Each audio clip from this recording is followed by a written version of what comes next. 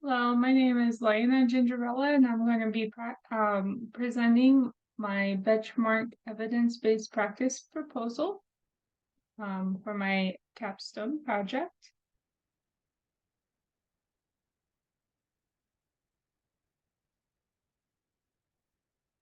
Introduction.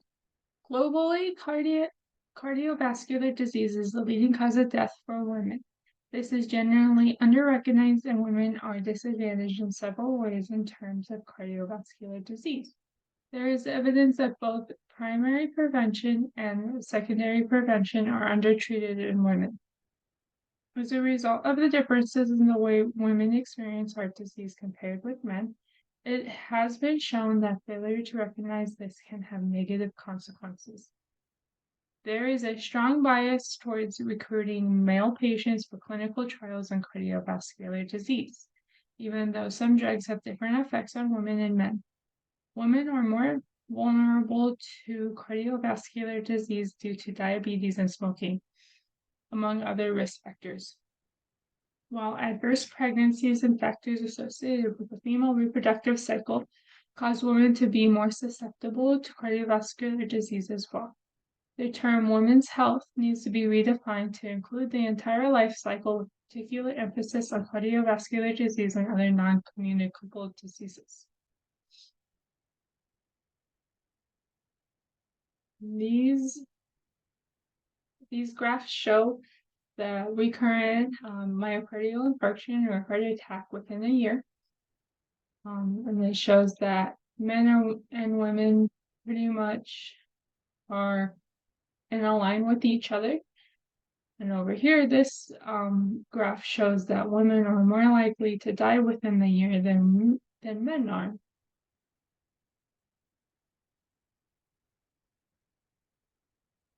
Now, point issue. Despite recent improvements in healthcare, cardiovascular disease remains the leading cause of death for both men and women. Over the last 5 decades, scientific discoveries and clinical research investigations have shown significant biological disparities between men and women, as well as variations in the reactions to social, environmental, and behavioral pressures.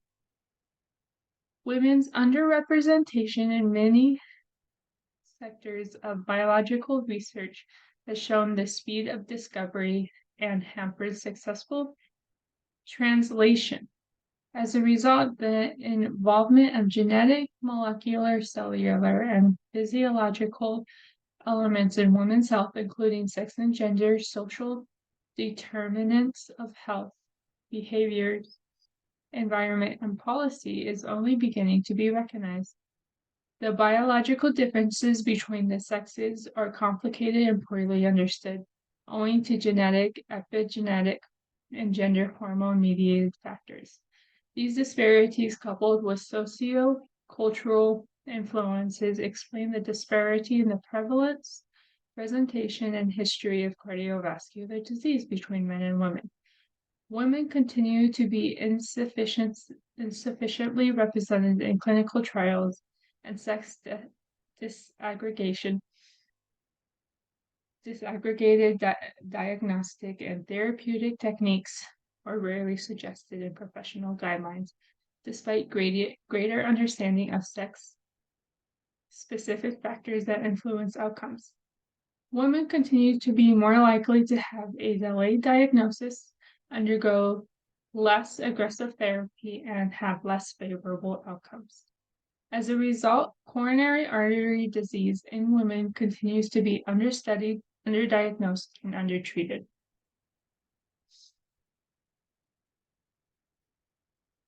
And as you can see, we have the traditional risk factors of age, depression, hypertension, smoking, diabetes, kidney disease, and obesity. And we have specific risk factors that are for women only, that include pregnancy, menopause, oral contraceptive therapy, preterm delivery, hypertensive disorders of pregnancy, gestational diabetes, autoimmune disease, and breast cancer treatment.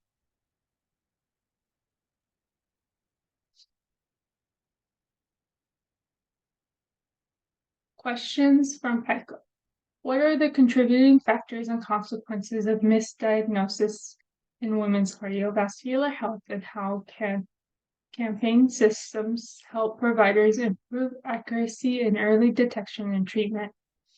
What are the primary factors and underlying causes leading to the misdiagnosis of cardiovascular health conditions in women, and how do these factors differ from those affecting the diagnosis of similar conditions in men?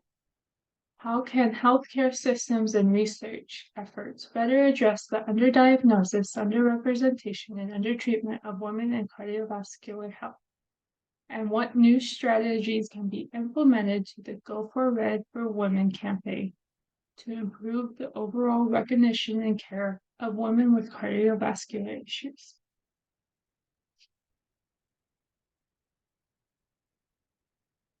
Literature review.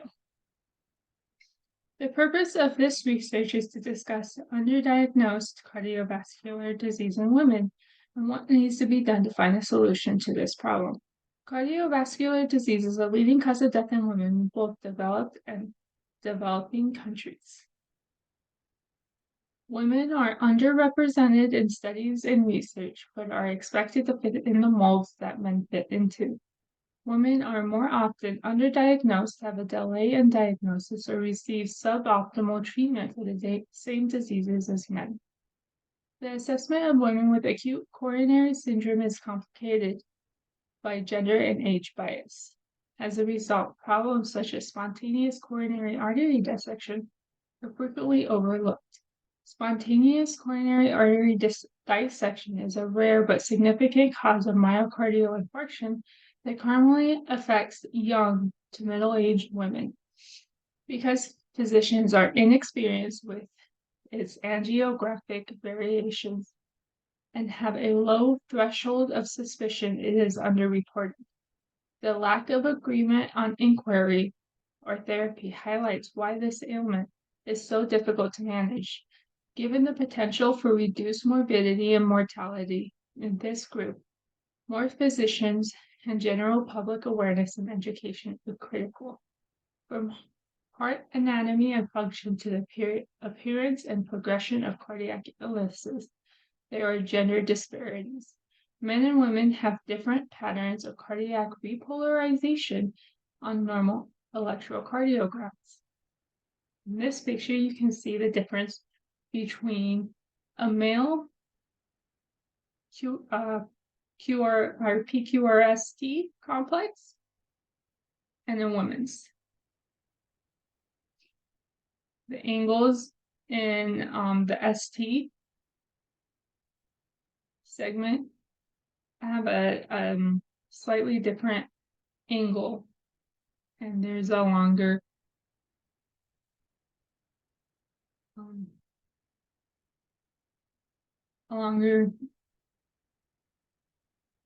delay right there.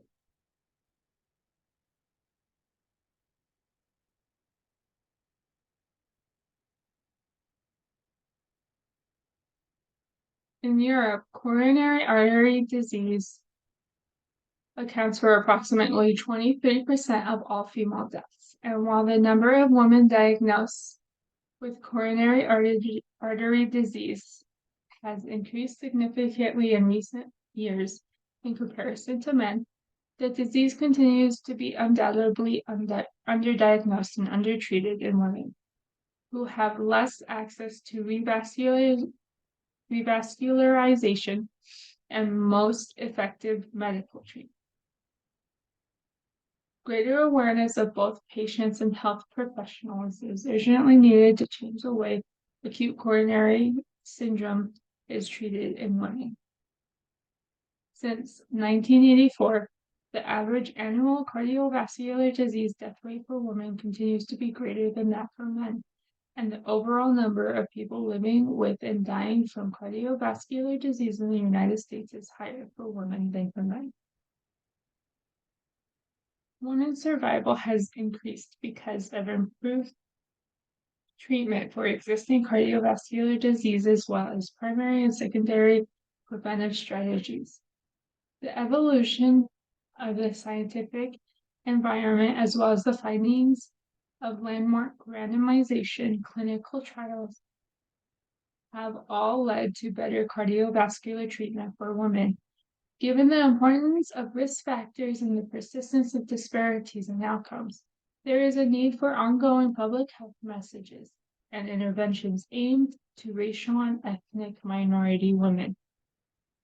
Multidisciplinary research teams are encouraged to investigate creative secondary preventive care models that are age-appropriate, culturally sensitive, and tailored to women's mental and physiological features.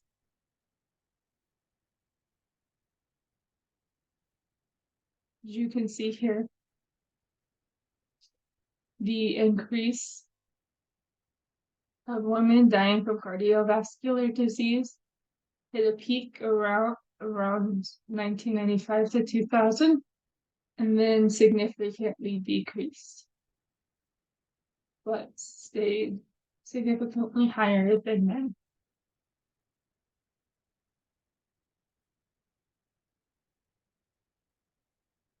Research questions and ethical considerations. The potential ethical considerations for the research that the questions proposed would be the social and clinical value, scientific validity, fair subject selection, and informed consent. The answer to the questions would be significant enough to rationalize asking participants to accept some risks. Invalid research is unethical because it is a waste of resources and exposes people to risk for no purpose. It is imperative that a study be designed so that the important research questions can be answered in an understandable manner. The validity and feasibility of the research methods should be considered, as well as ensuring that the study is designed in accordance with accepted principles, clear methodologies, and reliable practices.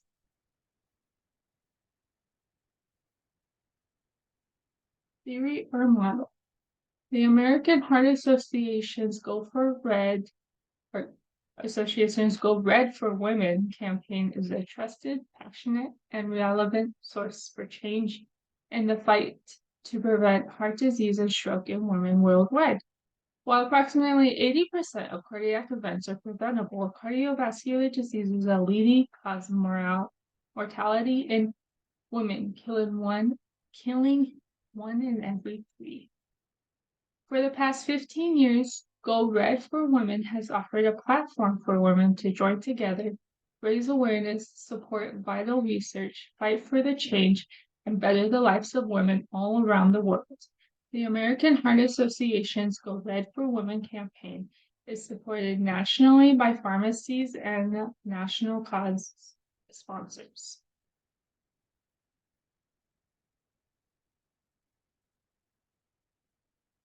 Theory or model continued. The American Heart Association is teamed up with Verily, who oversees Project Baseline, to spread awareness by campaigning and creating a website that easily connects women with research and clinical studies that they can join. Verily, founded in 2015, is an Alphabet subsidiary and Google sister company focused on life sciences and healthcare. Verily is producing tools to collect and organize health data, followed by therapies and platforms that harness the insights produced from that data for more holistic care management.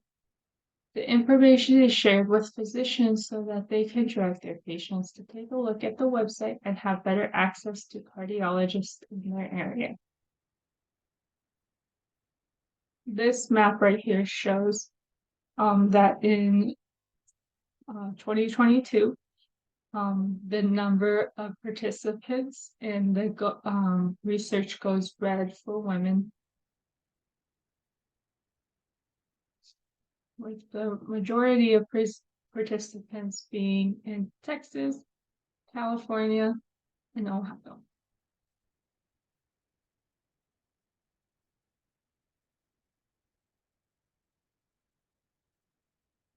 Proposed solution. In order to better address women's heart health, there are 4 key areas that need to be focused on: epidemiology and prevention, awareness, access to and provision of equitable healthcare, and participation of communities, healthcare professionals, and researchers. Healthcare professionals should receive more education in order to counter declining numbers of women aware that heart disease is a leading cause of death for women. Only 22% of physicians and 42% of cardiologists feel well prepared and adequately assess women's heart disease, and nearly 7 out of 10 postgraduate medical trainees have received little or no gender-based medical education. More women need to be involved in clinical trials to better understand specific symptoms, risk diagnosis, and treatment.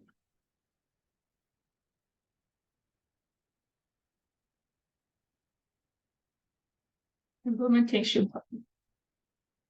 In the period between 2004 and 2009, advocacy and educational campaigns focused on heart disease made significant improvements in increasing awareness and attitudes among women. Understanding that heart disease is a leading cause of death among women increased from 30% to 56%. Nevertheless, awareness has slipped, with 44% of women identifying heart disease as the leading cause of death for women as well as men. Young women between the ages of 25 and 34 and individuals who identify themselves as Black or Hispanic experience the greatest decline in awareness. Heart health awareness campaigns must be created and implemented in a culturally sensitive and appropriate manner, emphasizing the importance of prevention and education. In order to improve the recognition of heart disease risk factors and ensure tools to calculate heart disease risk factors, heart disease risks incorporate factors specific to women. We must establish partnerships among cardiology, other specialties such as obstetrics or gynecology, and primary care to optimize prevention and clinical care. Communities should be involved in heart health programs, some launching in the school years to connect with girls and parents in order to empower families. The public should initiate the development of public policies and legislative interventions that address the social determinants of health, such as access to healthy food, public spaces to engage in physical activity, and high-quality prevention and treatment. The public should develop and conduct surveys to better capture information about disease and risk factors. This information is critical to improving prevention and outcomes, as well as providing more efficient and effective health services.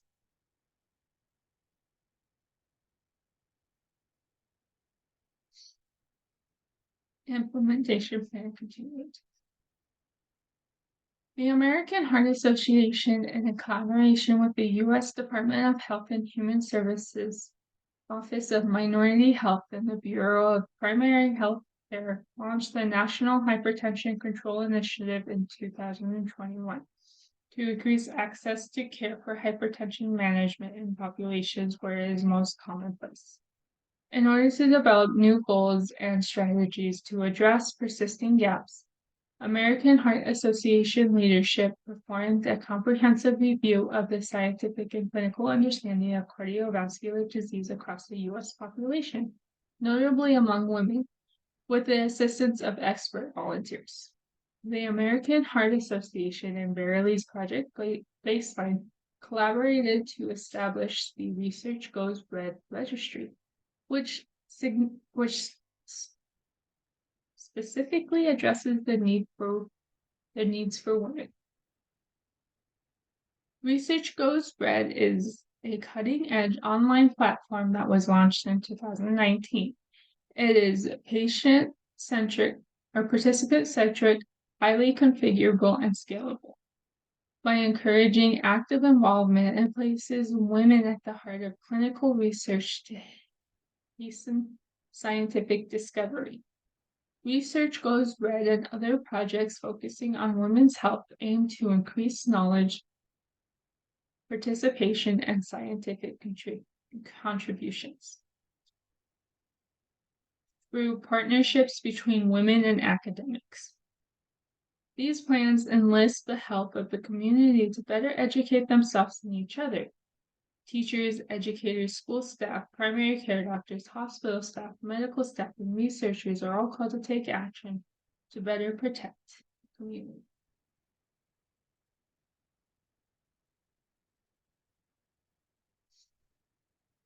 Evaluation. To evaluate the effectiveness of this proposed solution, the use of the online platform used by Research Goes Red will be implemented again. Research Goes Red is a campaign encouraging women throughout the U.S. to participate in health research. It was created by Go Red for Women and Verily Project Baseline. The goal of Research Goes Red is to establish the largest, most active women's health registry and research platform in the world. Women in good health, as well as those with recurring or chronic health issues, are urged to take part in studies. The greater our understanding of women's health and well-being, the more effectively we can treat, combat, and prevent cardiovascular disease. By going to the website for Research Goes Red, anyone may participate in clinical research surveys and focus groups, contribute to defining the future of illness treatment and care, learn how to better one's health while enhancing the health of everyone, and benefit from the regular addition of new surveys and studies. Since the American Heart Association and Verily launched Research Goes Red, participants have contributed important information on women's heart health. This will help determine the priorities for future research. For Research Goes Red to develop a registry and community reflective of the U.S. population to meet the 2024 American Heart Association impact goals, boosting participant diversity will be essential as Research Goes Red expands. For the American Heart Association to achieve its goal of improving the lives of all women, engagement and retention strategies within Research Goes Red communities, as well as development of partnerships and academic, governmental, and business partners will be crucial. Research Goes Red will contribute to the development of the following generation of cardiothoracic research-focused scientists in this way. The Millennial Women's Heart Study was funded by the American Heart Association to address the gap in awareness of cardiovascular disease and participation in research by young millennial women, with a detailed focus on underrepresented populations. The top concern for participants was body weight. Among the participants' concerns was access to and paying for healthcare and medications, body weight, and hypertension and diabetes due to excessive weight. Perimenopausal women are being studied right now using the Bluetooth-enabled scales in community blood laboratories, while another study is underway using social media platforms to engage younger, underrepresented women in research, education, and to better understand their views on women's cardiovascular health. These are some examples of how the American Heart Association is trying to close the gap on the morbidity rates of women with heart disease. Evaluation. The Millennial Women's Heart Study was funded by the American Heart Association to address the gap in awareness of cardiovascular disease and participation in research by young millennial women, with a detailed focus on underrepresented populations. The top concern for participants was body weight.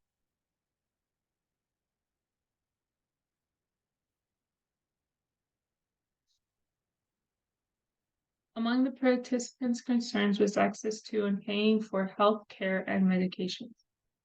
Body weight and hypertension and diabetes due to excessive weight.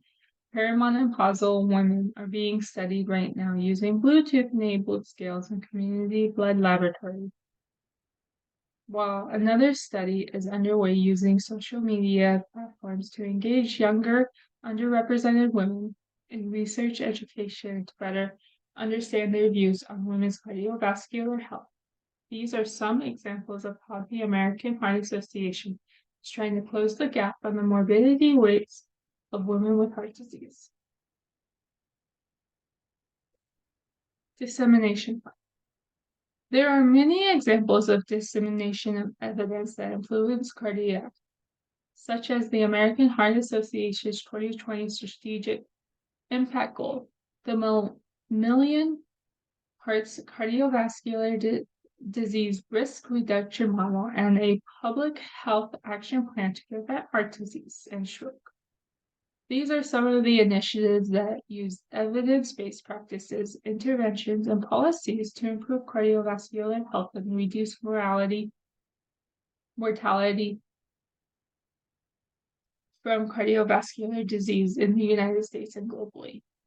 The impact of these initiatives on the public health system can be measured by indicators such as cardiovascular disease mortality rates, prevalence of cardiovascular disease risk factors, healthcare costs, and quality of life.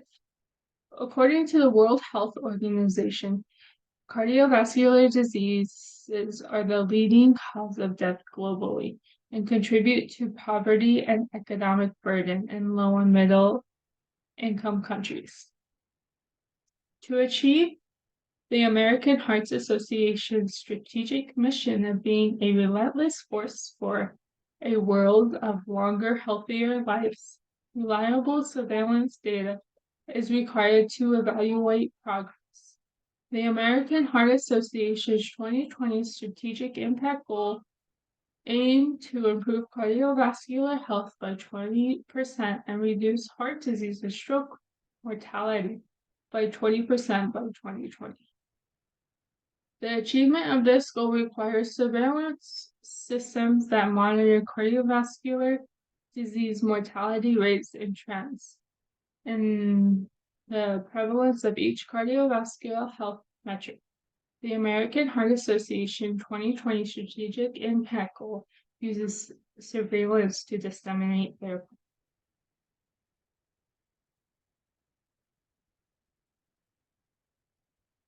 Examples of surveillance are surveys, registries, cohort studies, health services data, and vital statistics. Examples of surveys that are currently in circulation are the Behavioral Risk Factor Surveillance System and the National Health and Nutrition Examination Survey. Examples of registries that are currently used as surveillance are the Cardiac Arrest Registry to enhance survival, the National Cardiovascular Data Registry, and the Paul Coverdell National Acute Stroke Registry. Examples of cohort studies are Framingham's Heart Study and Jackson Heart Study. Examples of health services data are claims data, laboratory data, and pharmacy data. Examples of vital statistics include death certificates. Dissemination plan. These findings could be presented at primary care physicians' offices, schools, cardiologist offices. Some conferences that they could be presented at are the Cardiology and pulmonology for primary care in San Antonio, Texas, or the Women's Health for primary care, cardio endogyno in New York.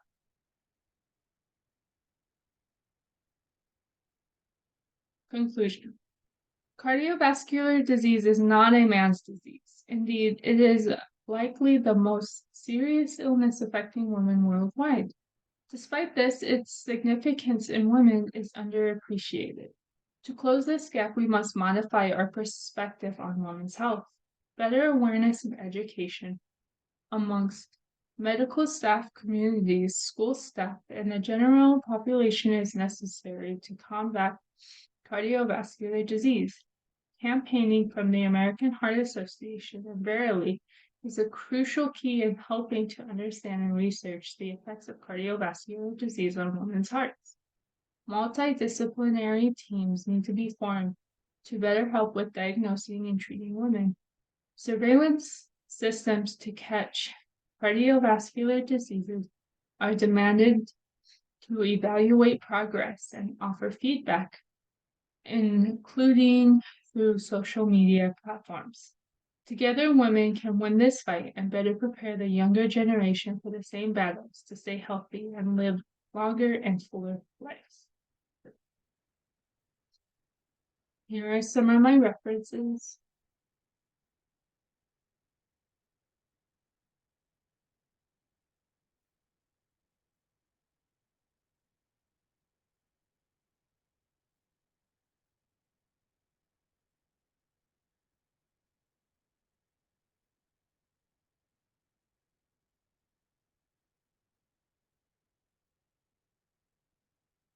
Thank you.